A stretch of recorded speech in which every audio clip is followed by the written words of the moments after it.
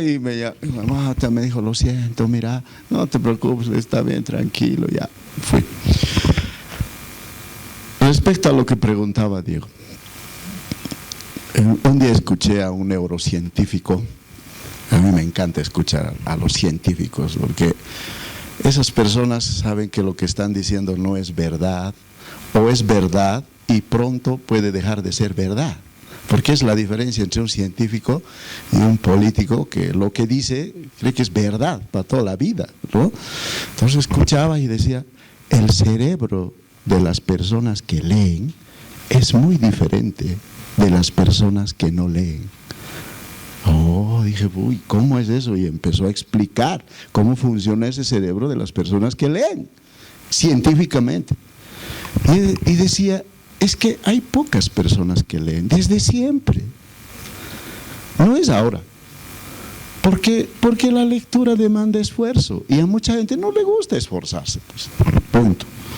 Entonces va a haber siempre gente que va a leer, ahora, mañana, pasó, pero no va a ser toda la gente, eso no existe, ¿ya? Es verdad también lo que dice Diego, ahora han aparecido otras plataformas, otros formatos, y hay que acercar el periodismo, lo que decía, a la gente, ¿no? Un día Mary me dice, deberías entrar a TikTok, me dice. Yo no le he tirado mucha bola a TikTok, honestamente. Y yo, ¿será? Después un día ya entré y empezaron a subir los seguidores, y miren la diferencia que yo noté. En Twitter tengo un círculo rojo de la gente que lee, ¿no? Que está ahí metido, construye opinión pública. Esa gente lee alguna vez lo que digo algo. En el TikTok, desde mi pueblo, ya está más, TikTok, cosas sus cargan, ese es otro público, pues.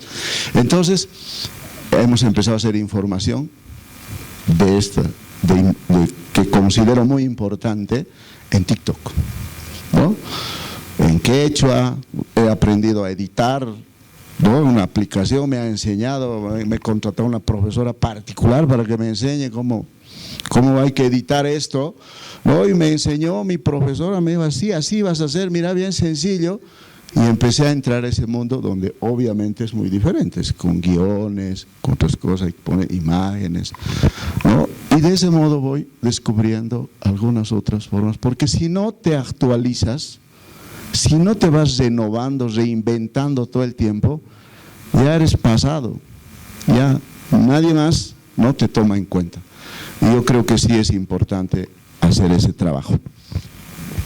Muchas gracias, Andrés. Gracias. ¿Por qué es importante preocuparnos o cubrir lo que ocurre con pueblos indígenas, por ejemplo, un pueblito? Me vino a la memoria un pueblo que visité recientemente, San José de Chupiamonas, chiquitito, súper lindo, en el Madrid, en el norte de La Paz.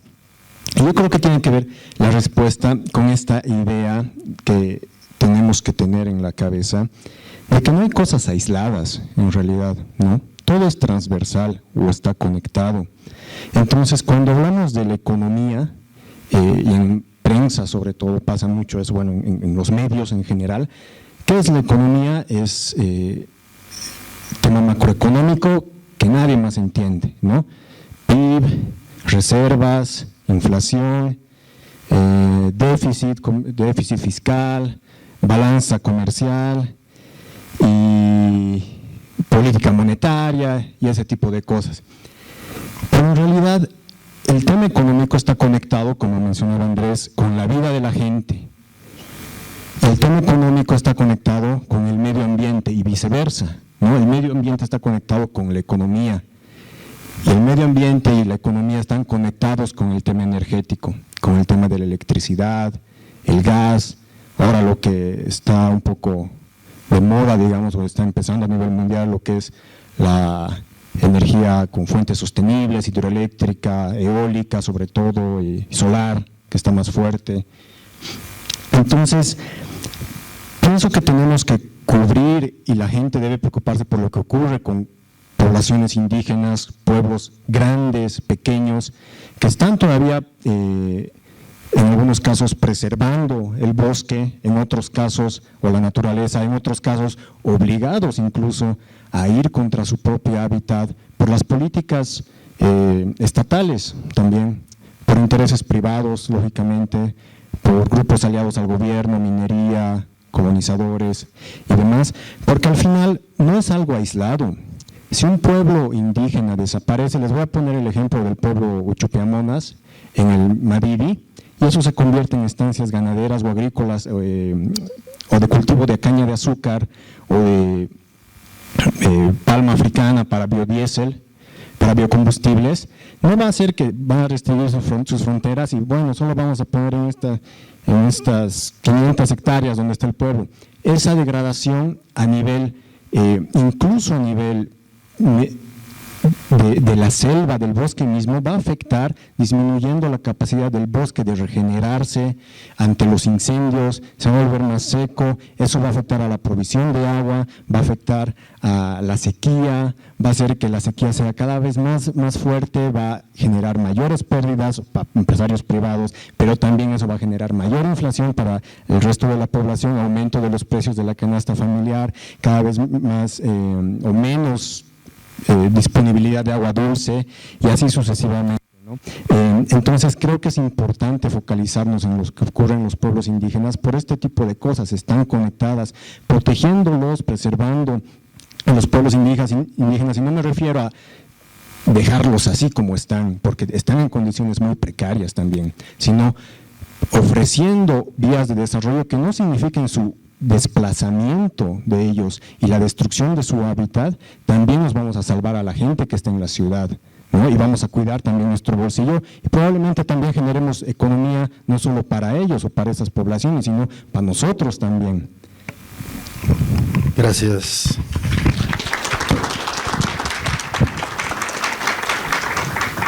Ahora, a mí me ha llamado mucho la atención un párrafo del libro de Yuval Noah Harari, que ha sacado otro texto que se llama Nexus, que te muestra que en los años 1500, cuando inventamos la imprenta, sucede algo realmente llamativo. ¿Qué es lo llamativo en el año 1500, cuando inventamos la imprenta y empezamos a vender un montón de libros?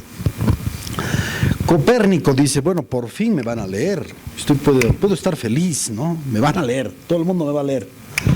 Bueno, al final hacen un recuento de los libros vendidos a fin de año. Y claro, libros de Copérnico vendidos en todo el año, 4. Entonces no era cuestión del periodismo. Libros sobre decapitamientos, 100,000 vendidos. Libros sobre madres solteras que han tenido quintillizos, 200,000 libros. O sea, es otra la idea. Este tipo de periodismo es de élite, es académico, es minoritario. No puede ser de diferente manera. Por lo menos lo tengo como tesis de partida. Si quieres llegar a todo el mundo, está muy bien, qué lindo, qué tierno, pero no es la idea. La idea es realmente sacarnos, ¿no?, este estigma de que está solamente transmitiendo a 4 expertos. Bueno, lo cierto es que sí, o se puede democratizar más esto. Tendríamos todos que enterarnos, más allá del buen deseo de Sergio, que no nos ha contestado mucho en realidad. ¿Qué se puede hacer? Está muy bonito como deseo, pero ¿qué hacemos realmente, no? Si queremos llegar a transmitir todos estos mensajes de bienaventuranza y bondad humanas, no creo que sea el punto, ¿no? Pero provoca intención.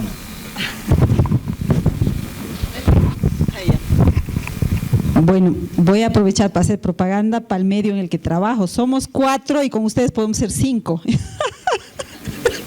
Se llama Sumando Voces, es un medio de la sociedad civil, está en el portal web, Facebook, en todas las plataformas, sumandovoces.com.bo.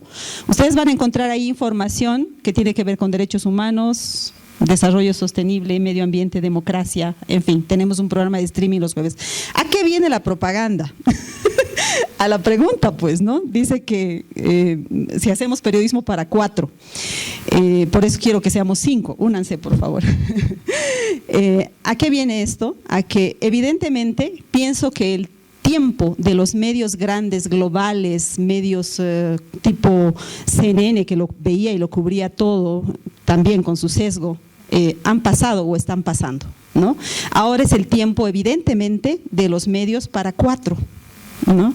Lo hacemos 2 para 4, porque la gente ya consume de acuerdo a su necesidad, a su interés, a su enfoque, a su manera de ver el mundo. Ya no está obligado a bancarse la narrativa del medio masivo de comunicación. Ustedes ya no están obligados a ver todos Unitel o a ver todos CNN, ¿no? Ya pueden elegir en este ecosistema mediático de medios chiquititos. Y yo no creo que sea algo malo que nos vean 4, porque entonces los medios también se han multiplicado. Ya no son 4 o 5 los que dominan las narrativas, ya son 100, ya son 200, y ustedes pueden elegir de eso. Por eso he aprovechado de hacerles la propaganda de sumandovoces.com.bo. Está bueno eso. Muchas gracias. ¿Se acuerdan cuando nos pasó lo que menos esperábamos y nos han encerrado en las casas, el COVID? Todos, ¿no? Y todo el mundo no sabía qué pasaba, y son 4 gatos que nos han salvado, ¿no? ¿Quiénes eran esos gatos? Los científicos. Muy pocos gatos, porque la mayoría de la gente va a los estadios, la mayoría de la gente ve fútbol, pero no nos han salvado los futbolistas, esos nos dan diversión, pero los que nos han salvado son los científicos. Y esos siempre han sido pocos, siempre, ¿no? Y para esa gente, ahora, mañana, va a ser, por ejemplo, cuando se inventó la imprenta, justo lo que decía la gente, se dio cuenta, recién en ese momento cuando empezó a leer, porque casi la mayoría tenía acceso, se dio cuenta que tenía problemas en la vista, porque hasta ese rato no se habían dado cuenta. Se dio cuenta y claro, inventaron los, ¿no? Es decir, ¿quiénes esos eran? 4 gatos. Entonces la ciencia y la tecnología, y yo creo que el periodismo ahí diferencia muy bien. Por ejemplo, la ciencia, ¿no? Cuando dicen, no, es que la Tierra no es el centro del universo, sino es el Sol, que nosotros alrededor del Sol damos la vuelta. Eso para la ciencia ha sido, pero un cambio, así, un dengo. Pero para el campesino quizá no, porque no le afectó su vida, porque seguía saliendo el sol y seguía entrándose el sol. ¿Pero qué le afectó la vida al campesino? Cuando llegó el tractor. Eso es tecnología. Cuando llegó el celular, eso es tecnología. Y esos son, otra vez, 4 gatos. Y a esos gatos es que son los que cultivan el conocimiento, y a esos gatos el periodismo obviamente le llega de otra manera. Pero el resto de los gatos, hasta antes de las redes sociales, tenían más limitaciones para participar. Ahora ese resto de los gatos participa más, opina más, interviene más.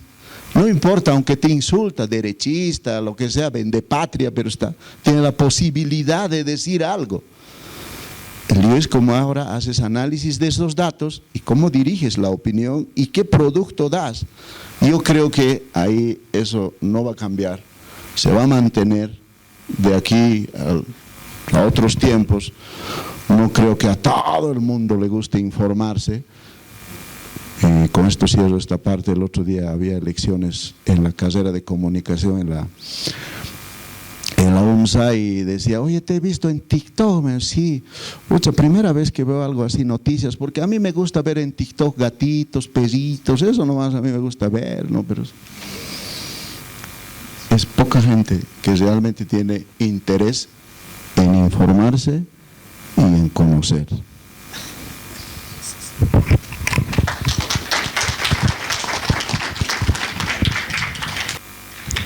Creo que en esa pregunta sí no puedo decir mucho. Pienso que lo que han dicho comparto completamente.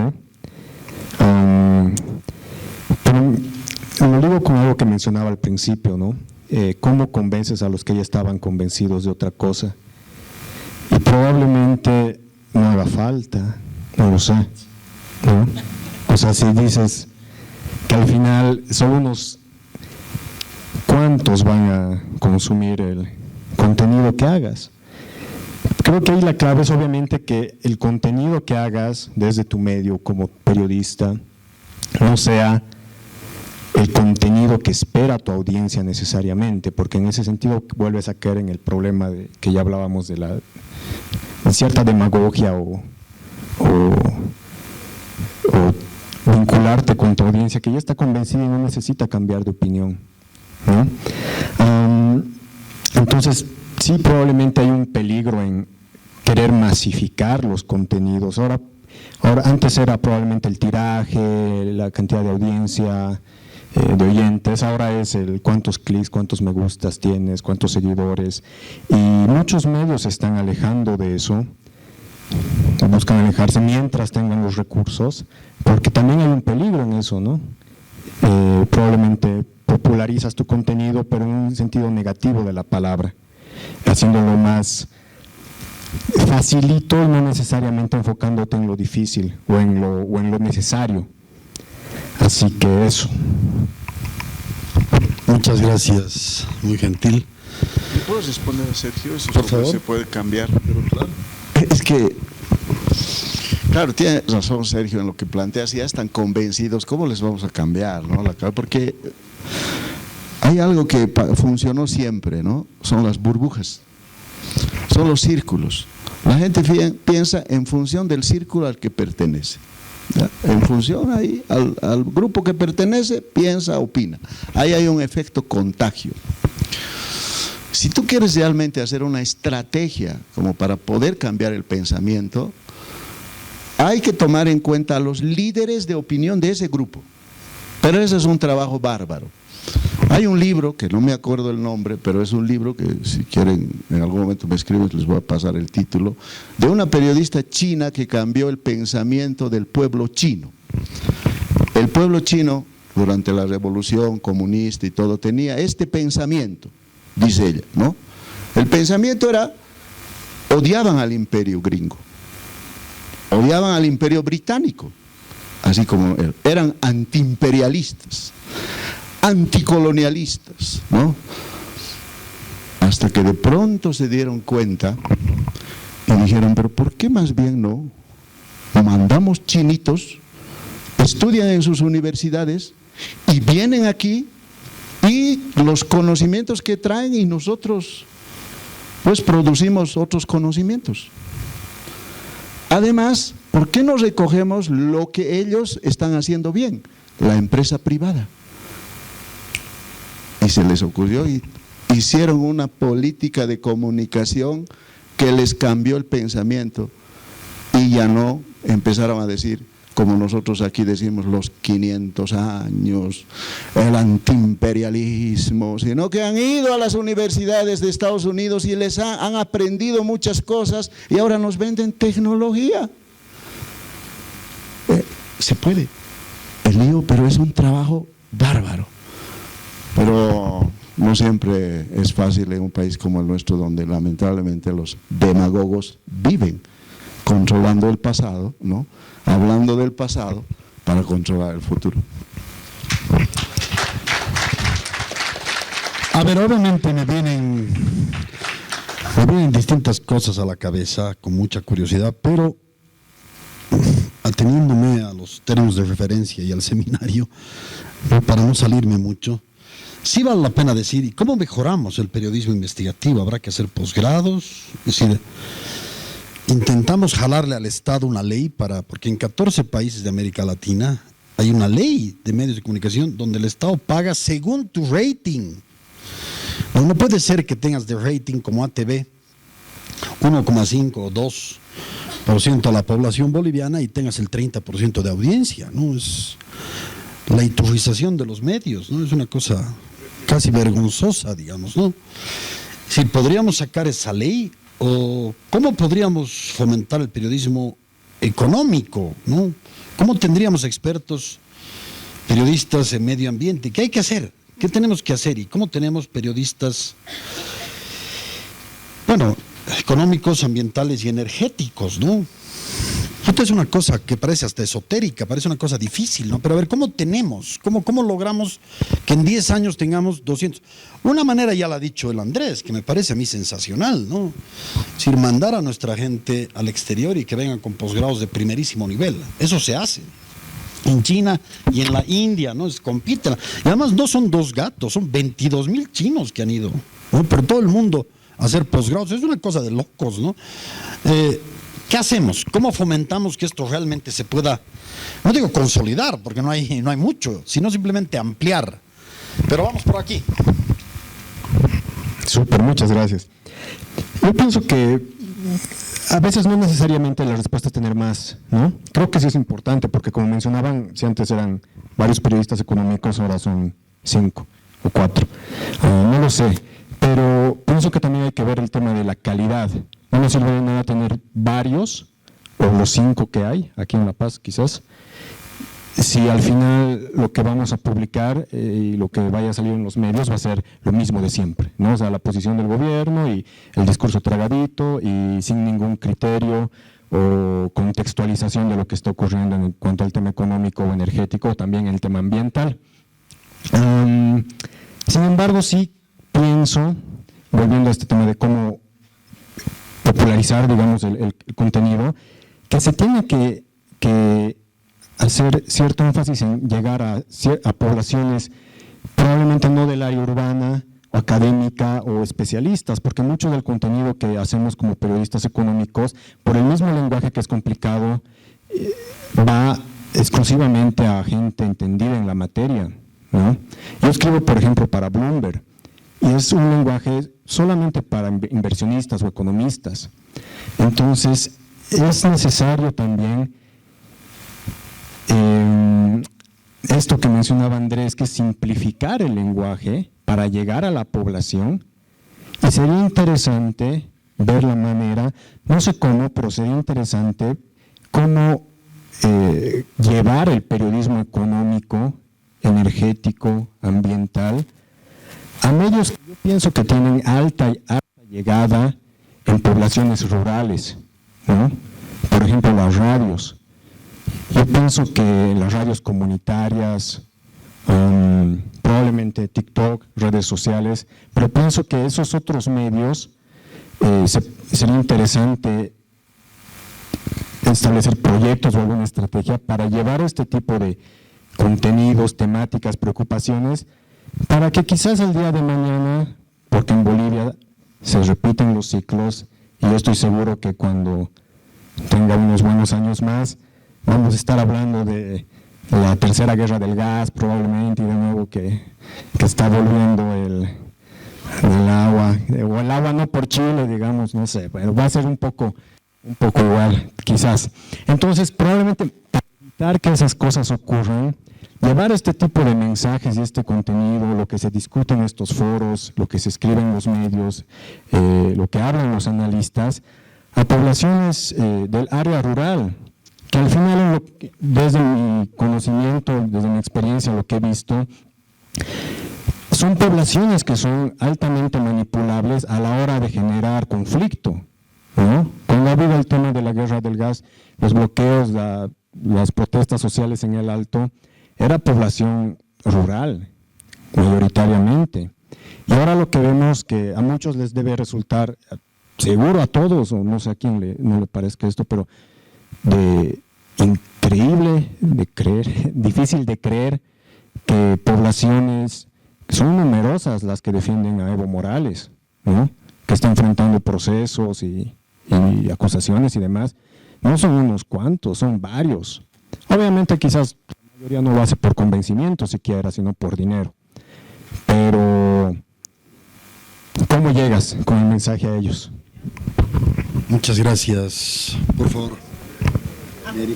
Gracias.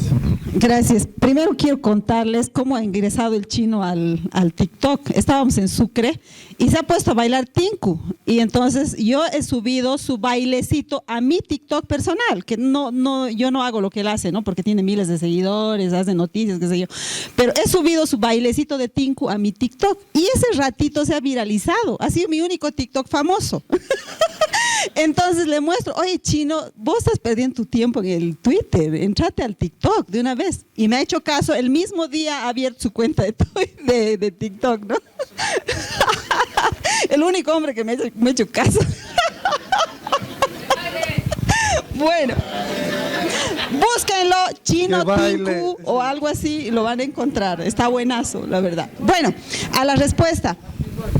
Pienso que el periodismo tiene que recuperar su ajayu. ¿Qué significa eso? Tiene que recuperar su independencia, tiene que recuperar sus ganas de fiscalizar, sus ganas de investigar. Ahora ha perdido eso.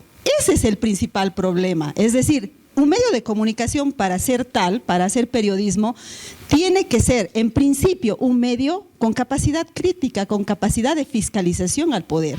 Es decir, el medio de comunicación no está para replicar y ser el tambor de lo que dice el poderoso de turno, sino más bien para cuestionarlo, para promover transparencia, para promover rendición pública de cuentas, para promover democracia, no autoritarismo. Entonces, lo principal es que los medios recuperemos nuestro ajayu, nuestra independencia. Sin eso no vamos a hacer nada, ¿no? Lo segundo es que tengamos plata para hacerlo, porque eso se financia, se paga un buen periodista. Sergio hace periodismo económico porque le paga Bloomberg, o sea… Yo hago periodismo económico, hago periodismo porque me paga la institución para la que trabajo. Antes, para los medios para los que trabajaba, ¿me entienden?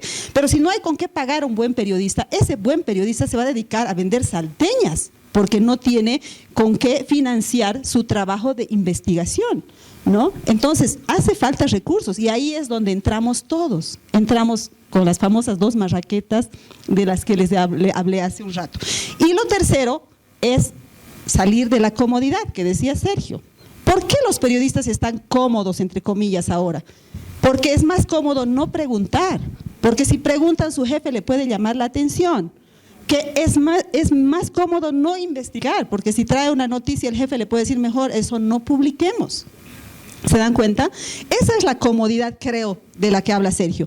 Creo que más bien los periodistas en su tiempo libre, en vez de investigar, de leer expedientes como lo hacíamos antes, se están dedicando a trabajar de Uber, a editar textos, a hacer, a vender ropa, qué sé yo, para nivelar sus ingresos, porque ganan tan poco que entonces tienen que dedicarse a otras cosas. Antes nos dedicábamos, no sé, o ahora, qué sé yo. De eso, creo, a eso se refiere la comodidad. Entonces, periodistas, recuperar las ganas de hacerlo, medios, recuperar las ganas de hacerlo. Se trata de recuperar el ajayu del periodismo.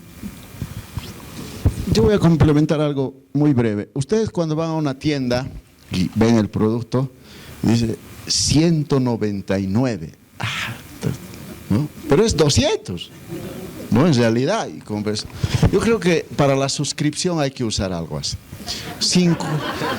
50 centavos día. Imagínense, 50 centavos día. Pero si entran, si no son simplemente los 100 gatos, si no son 1000 gatos, pues hace más, ¿no? Claro, si le pones 300 bolivianos o 500, es mucho, 500, no, 500. Pero si le dices 50 centavitos día, está bien, puedo entrarle. Yo creo que algo de eso también hace. Y lo otro es, a veces el periodismo mucho se concentra en lo que hace el poder, ¿no? Lo que hay aquí, por ejemplo, de este seminario, es una beta. Cada día puedes hacer notas muy lindas y muy cercanas a la gente, ¿no? Contar historias de gente común y corriente, ¿verdad? Que igual acerca a la gente. Yo creo que eso va a generar, porque no vamos a lograr ni independencia, ni recuperar el ajayo, lo que dice Mary correctamente, si no hay. ¿Y quiénes son los que van a ayudar a eso si el empresario no quiere poner, y menos el gobierno? Y no, pues depender del gobierno fatal, porque además quiere dirigirte. También hay crisis de salud y crisis en la justicia. Yo les voy a contar un ejemplo. Solamente 2 cortitos. No, pero Hay que está decir, bien, pues, no, ya acabo, un minuto. Tenemos una justicia retardada, ineficiente y corrupta. Yo he prestado $1,000, he prestado poco a poco, así amigos, 2 años y 8 meses, no me hace pagar esta justicia, $1,000, ¿van a creer? Te estás haciendo silbar. Sí, pero hay crisis de justicia también. Está muy bien, mil gracias. Ya, eso quería comentar. Vamos con algunas respuestas y después más preguntas, por favor. Pero muchas gracias. Digan su nombre, por favor, al intervenir. Jorge Pacheco. Jorge, sí. Pero bueno, comencemos con una rondita, ¿no? Para ir después a las preguntas, por favor. Así. A ver, sabes, voy a comentar lo que tú dices. Sí, siempre esta cuestionamiento que hay muchos abogados, muchos economistas y muchos periodistas también. Yo creo que hay que reflexionar sobre esto. ¿Cuándo un país se diferenció de otro? ¿Cuándo empezó un país a distanciarse de otro? Porque hace 100 años casi todos éramos iguales. Cuando un país empezó a formar productores de conocimientos. Porque esos productores de conocimientos comenzaron a crear tecnología, a inventar. Eso es lo que nos hace falta a nosotros. Porque solo hablamos de distribuir la riqueza, no hablamos de producir la riqueza.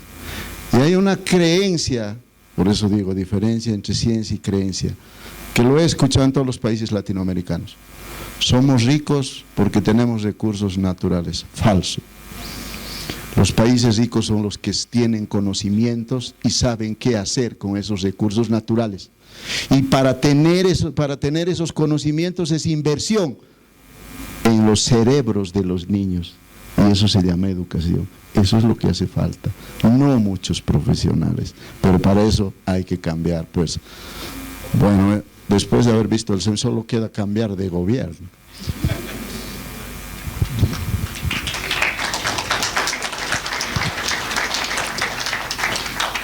Don Adolfo Choque preguntaba cómo hacer que los periodistas sean éticos, cómo recuperar la ética en el periodismo.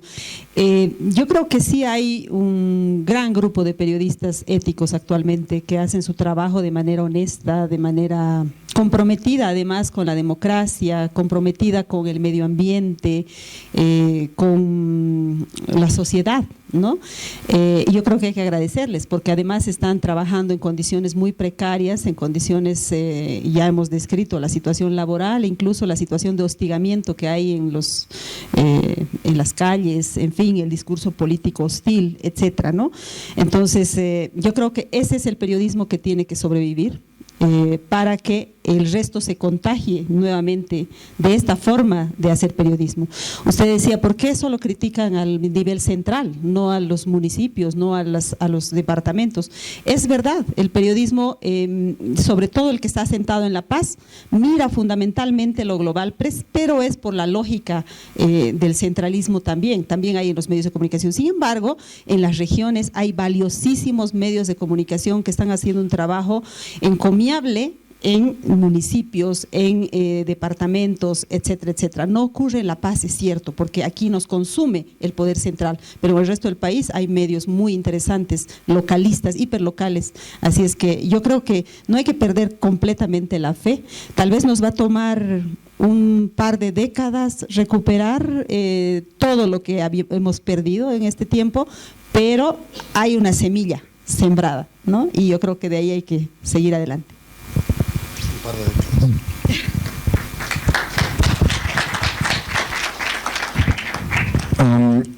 Sí, primero sobre el comentario, ¿no?, del señor de sombrero.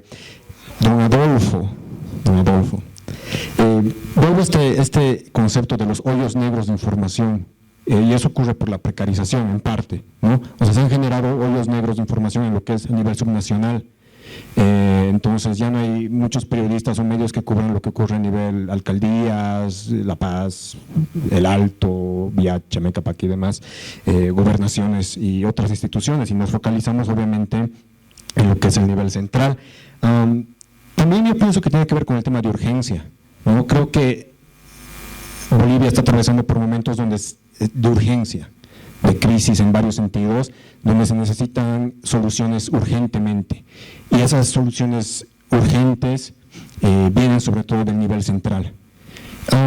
Y sobre el otro tema, creo que hay muchos factores que se podrían tomar en cuenta para recuperar la ética en el periodismo, pero solo voy a mencionar uno que a mí me parece importante y es el primero que ha venido a mi cabeza. Y sí, es culpa en parte, responsabilidad de los periodistas, de la sociedad, de muchos factores, pero creo que un factor esencial para que el periodismo recupere la ética o parte de la ética que se ha perdido es la institucionalización de las instituciones, valga la redundancia, del Estado, ¿no? Recientemente, no voy a extender mucho, ha habido 2 economistas que han recibido el premio Nobel por su trabajo sobre la importancia de las instituciones para la economía de las naciones. Es tan importante la institucionalización que hace que ciertas economías sean más ricas y otras más o sumamente pobres.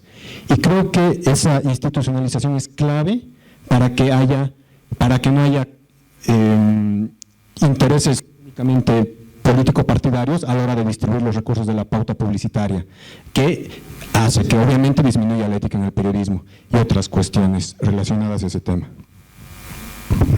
Muchas gracias, Sergio. Y tenemos las últimas 3 preguntas, por favor. Aquí la dama que ha levantado muy rápidamente, igual la señorita y alguien de atrás de... No usted, lo siento, usted. Es un poco arbitrario, disculpen, pero no me queda otra, no. Bueno, usted más entonces, por favor. Está bien, si me va a tratonear así, no hay problema. Hable, por favor. 4 intervenciones, vamos. Hola, buenas tardes a todos y felicidades a ustedes. Me gustó mucho el coloquio. Aquí van las preguntas. Quería saber, en promedio, ¿cuántos libros han leído ustedes, los 3? Pero sigo con la pregunta. Dicen que cuando uno lee mucho, habla bien, tiene buena ortografía y además en las universidades creo que les dan oratoria. Entonces, un buen periodista de calidad tiene que mostrar eso también, ¿no? Sea por TikTok, sea por los libros, los artículos que escriben u otras cosas. La otra pregunta es, ¿por qué el periódico La Patria, que es de una ciudad pequeña, Oruro, sigue circulando, sigue vigente y además está en muchas ciudades a nivel nacional? Gracias. Excelente, muchas gracias. ¿Sí, quién estaba de segundo, por favor? La señorita, aquí la señorita. Aquí, derecha. Buenas tardes, mi nombre es Abigail. Bueno, tenía una pregunta simple. ¿En cómo ustedes creen que se debe presentar las noticias cuando son muy saturadas? Ejemplo, cuando se habla mucho de feminicidios, o en este caso reciente, que ha sido de los incendios, que ha llegado a un punto en el que la gente se ha llegado a sensibilizar. Y pasa eso igual con los feminicidios y diferentes problemáticas referentes a la violencia contra la mujer, que se sobresatura con información o es muy amarillista y llega al punto en que a la gente le aburre. O simplemente por pena decide no escuchar más y apaga su televisor, apaga la radio y decide no escuchar. Entonces, ¿cómo piensan ustedes? ¿Se debe pensar en otro modo de comunicar todas estas informaciones? Interesante. Muchas gracias. Y teníamos una tercera. No, 3 nomás, ¿no? Es para que reacciones, para que se enoje un poquito. No, está bien, 4 vamos, sí, 4 vamos. Sí, la tercera, por favor. Hola, esta sí.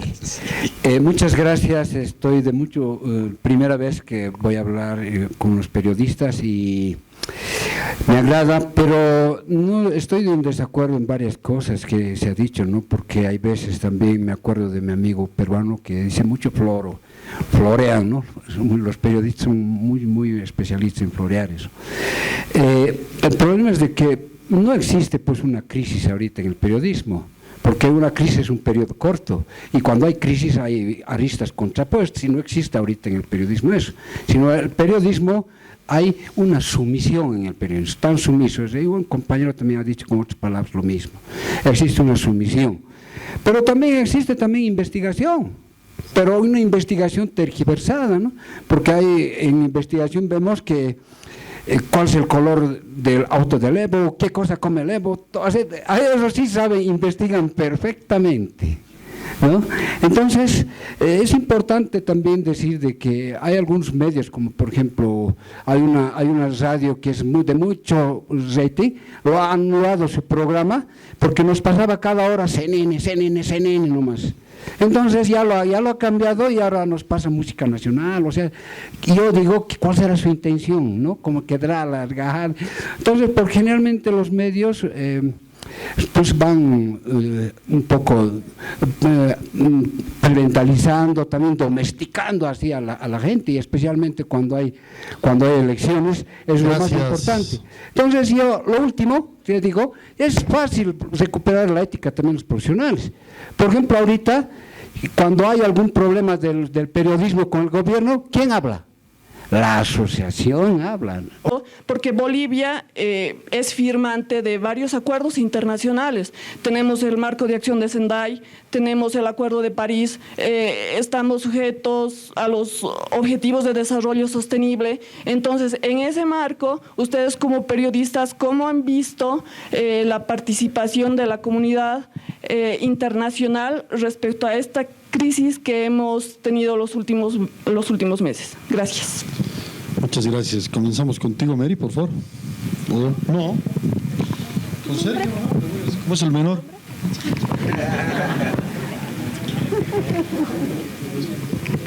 No tengo idea cuántos libros he leído. Hola, ¿ahí está? ¿Se escucha? Disculpe. No tengo idea cuántos libros he leído, señora. El último, el que estoy leyendo ahora, es el de Ignacio Vera de Rada, Los laberintos de la bolivianidad, que se ha presentado la anterior semana. Eso. Sobre la patria, no tengo idea cuál es su estructura financiera ni por qué sigue funcionando. Me alegra muchísimo que así sea, y no es el único. A nivel nacional existen muchos medios de comunicación, a nivel nacional existen muchos medios de comunicación que todavía están circulando. Evidentemente han achicado sus plantillas, han reducido sus tirajes, pero mantienen la circulación. Por ejemplo, La Patria, Correo del Sur, El País de Tarija, El Deber de Santa Cruz, Opinión de Cochabamba, Los Tiempos de Cochabamba, El Diario de La Paz, pero tengo que decirles que están atravesando por serios problemas económicos. Por ejemplo, sé que el Correo del Sur, porque ha sacado un comunicado hace más o menos unas 2 semanas, debe 6 meses de salario a sus trabajadores. Cuando Página 7 cerró, me debe 7 salarios por meses que no me pagaron, y aparte toda la liquidación, ¿no? Y así como yo, todos los demás periodistas que hemos trabajado en Página 7, seguimos impagos por esa situación. Eso es lo que le quería comentar. Luego, al señor que dijo que la Asociación de Periodistas representa a los medios, quiero decirle que lamentablemente está equivocado. La Asociación de Periodistas representa a los periodistas. Es Zulema Lanes, Raúl Novillo, Zulema Lanes, Raúl Novillo, Magui Talavera, todos ellos son nuestros representantes elegidos por nosotros, y qué bien que los tengamos, porque son los únicos que salen a defendernos cada vez que nos apalean, nos hostigan y nos acosan. Así es que no son los dueños, son los periodistas.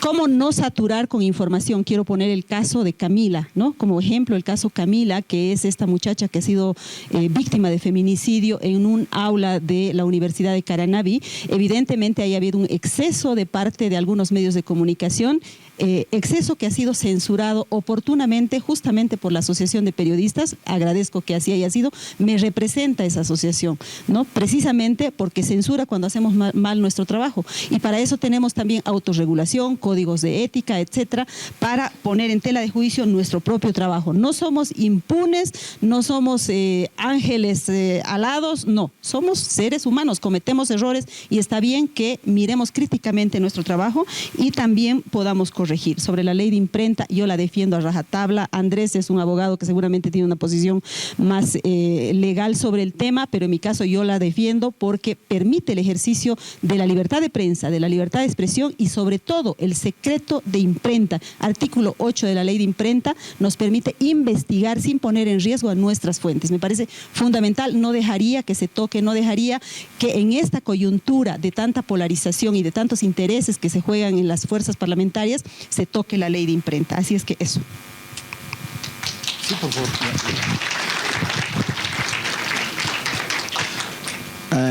Nuestro amigo Rosales, ¿verdad? Rosales. ¿Cuál es tu nombre? Luis Rojas. Luis decía, yo estoy en desacuerdo. Qué bueno, Luis. Qué bueno que estés en desacuerdo. Porque las sociedades que avanzan son aquellas que tienen desacuerdos y deliberan. Y buscan la verdad a través de la deliberación. Las sociedades que se atrasan son aquellas donde persiguen a los que piensan diferente, los aplastan, los encarcelan. Esas no avanzan. Por eso caen en crisis como estamos cayendo. Qué bueno que estés en desacuerdo. Felicidades y qué bueno que lo digas. Pero la generalización es peligrosa.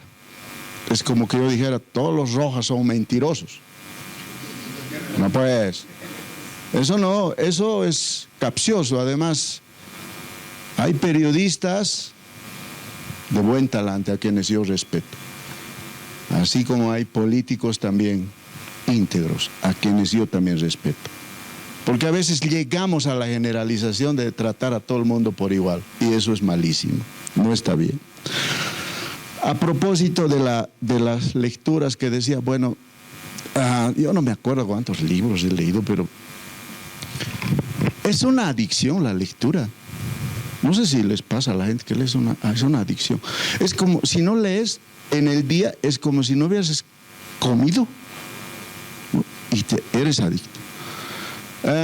Voy a contar ahora, así para después decir como García Linera, he leído, ¿cuántos libros ha dicho que ha leído?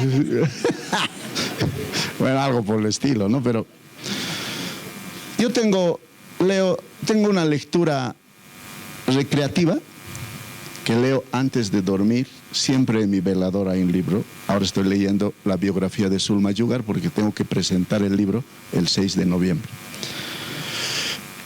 Y tengo una lectura académica, que es la que leo con apuntes, ¿no? Es que tomo apuntes, citas, ordeno las citas porque en cualquier momento lo voy a necesitar. Y estoy leyendo las 16 leyes de la comunicación de Maxwell. ¿Por qué que estoy leyendo eso?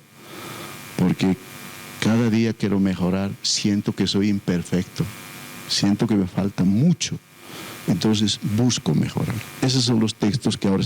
Y a veces tengo una lectura distractiva, cuando veo el Twitter, que mucho tiempo me detengo. Después, la señora Rosario hizo unas preguntas y dijo, ¿acaso al informar mentiras no viola la ley? Bueno, Rosario, usted esa pregunta tendría que hacer a los medios del gobierno y a Causacho un coca. Ahí tendría que hacer. Prensa alternativa. Las prensa alternativa, bueno, eso era cuando la gente, es que antes para tener, por ejemplo, un periódico necesitabas plata, ¿cierto? Para tener una radio, igual. Para tener un canal de televisión, igual. Ahora dígame la TikToker Albertina, ¿cuánto necesitó? ¿Ves, Rosario? Usted puede hacer su TikTok y a crecer.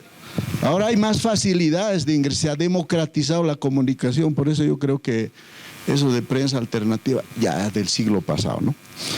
Bueno, y la psicología, medios, eso es algo un poco de la... También a los que hacen propaganda hay que preguntarles, ¿no? Yo sé, digamos, de la materia, pero no es el tema aquí. Ley de imprenta. Yo quisiera que, si ustedes tienen acceso ahorita, entren a la ley de imprenta, busquen en Google ley de imprenta, artículo 1. Esa ley no ha sido aprobada para los periodistas. No dice en ningún lado periodistas. Ni un solo término de periodismo hay. Es para todos. ¿Por qué? Porque esa ley les permite expresarse, como ahora están expresándose, les permite hacer política, porque sin libertad de expresión no pueden hacer política. Por eso quieren anular algunos políticos esa norma, para encarcelar a cualquiera que pueda, ¿no? Y finalmente, pues, yo solo me queda agradecerles. Muchísimas gracias por su tiempo, por su atención.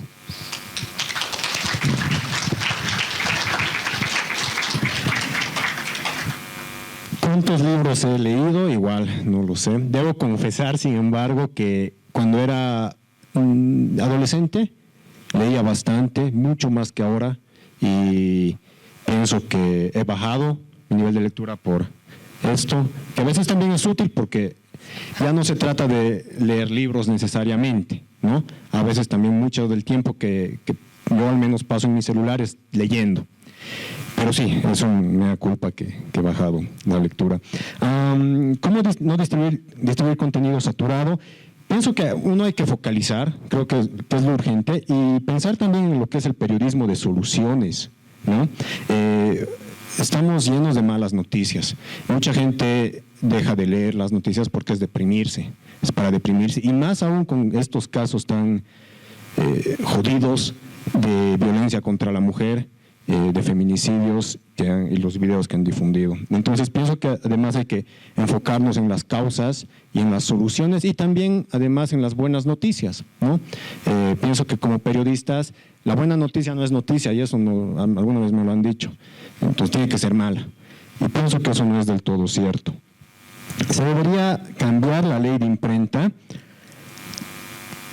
Yo pienso que se debería debatir sobre una actualización, pero no puede hacerse en un contexto, en una situación como la que está Bolivia ahora, ¿no? Donde es evidente que no hay garantías democráticas o de aprobación de leyes para el beneficio de la población, sino es para el beneficio de los que gobiernan o de los que quieren mantenerse en el poder. Y en ese contexto es muy peligroso tocar la ley de imprenta. Y por último, una pregunta que, ¿cómo distinguir un periodismo imparcial? Una persona me mencionaba que lo que él hacía era, al final leía varios periódicos, ¿no? Cuando había Página 7 todavía, Página 7, La Razón, Cambio, porque así tenía un panorama más completo de la realidad. Yo personalmente pienso que la polarización en la sociedad ha también afectado a los periodistas, consciente e inconscientemente, nos ha afectado y nos polarizamos, porque somos así, seres humanos que se polarizan. ¿Cómo no te vas a polarizar con un gobierno que hace que pierdas tu trabajo, con un gobierno cuyos afines te golpean, no te permiten cubrir, con un gobierno que destruye la democracia y destruye también en muchos aspectos algo que es muy querido para mí personalmente como periodista y como boliviano, que es mi país? Es bien difícil no polarizarse y ser completamente imparcial, pero creo que tenemos que hacer el intento. Y ahí, para finalizar, escuchaba un podcast hace unas semanas y rapidito les cuento para no extender mucho. Había un matrimonio que se peleaba por esta polarización en sus medios. ¿Cuál fue la solución? Un medio que surgió allá en Estados Unidos, si no me equivoco, que ofrecía la visión de la izquierda, la derecha, de A y B, y daba su propia posición.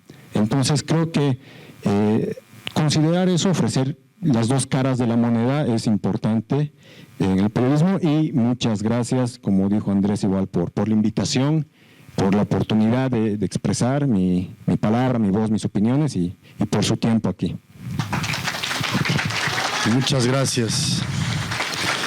Bueno, estamos concluyendo. Yo agradezco profundamente a la Fundación Tierra, siempre he sido un admirador. Su actual director Juan Pablo Chumacero, su anterior director Gonzalo Colque y su primer director, mi admirado y siempre presente Miguel Urioste. Así que un aplauso a ellos, por favor, por este evento. Y un aplauso a Mary, un aplauso a Andrés y un aplauso a Sergio por la excelente participación y un aplauso a Diego por la conducción.